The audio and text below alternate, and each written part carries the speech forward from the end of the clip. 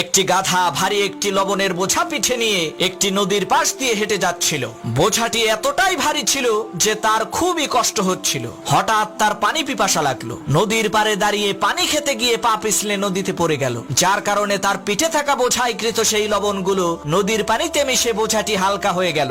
গাধা তো মহা খুশি। সে মনে করলো সে বিশাল বড় একটি জিনিস আবিষ্কার করে ফেলেছে। সে ভেবেছিল নদীর পানিতে নামলেই মনে হয় বোঝা হালকা হয়ে যায়। পরের দিন সেই গাধাটি বড় একটি তুলার বোঝা পিঠে নিয়ে ক্লান্ত হয়ে গেল। পথিমধ্যে একটি নদী দেখে সে খুবই খুশি হলো। হোঁচট খাওয়ার ভান করে সে নদীর পানিতে বসে পড়ল। এতে করে সেই গাধার পিঠে থাকা তুলার বোঝাটি নদীর পানিতে ভিজে আরো ভারী হয়ে গেল, যার কারণে সেই গাধাটি আর উঠে দাঁড়াতে পারল না।